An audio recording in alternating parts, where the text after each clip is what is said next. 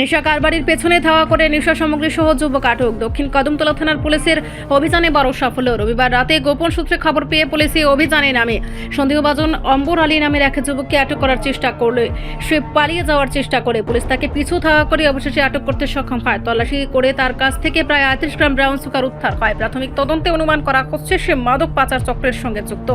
ধৃত যুবকের বিরুদ্ধে মাদকদ্রব্য নিয়ন্ত্রণ আইনে মামলা রুজু করে সোমবার তাকে আদালতে পেশ করা হয়েছে। দক্ষিণ কদমতলা থানার ওসি জয়ন্ত দেবনাথ জানান, এলাকা জুড়ে মাদক বিরোধী অভিযান অব্যাহত থাকবে। থানার ইন্সপেক্টর রেমুল সাংমা এবং এসআই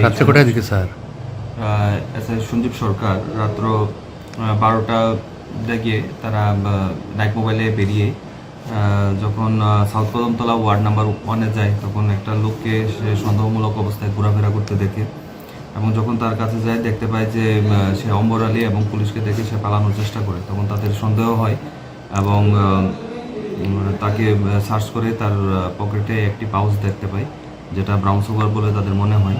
তো সাথে সাথে তারা আমাকে ইনফর্ম করে এবং আমি এই খবর আমার সিনিয়র অথরিটিকে জানাই এবং এক্সিকিউটিভ ম্যাজিস্ট্রেট এবং এফএসএল টিমকেও আমি জানাই এবং স্পটে গিয়ে ইন্ডিপেন্ডেন্ট উইটনেসের সামনে সার্চ করে তার পকেট থেকে একটি পাউচ পাওয়া যায়, যাতে 38 গ্রাম হিরোইন পাওয়া যায় এবং স্পটেই আমরা এফএসএল টিম দিয়ে তাকে টেস্ট করাই এবং দেখতে পাই এটা সম্পূর্ণ পজিটিভ।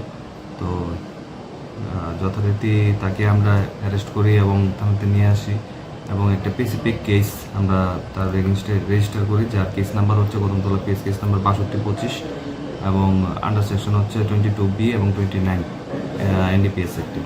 আজকে তাকে কোর্টে ফরওয়ার্ড করা হবে।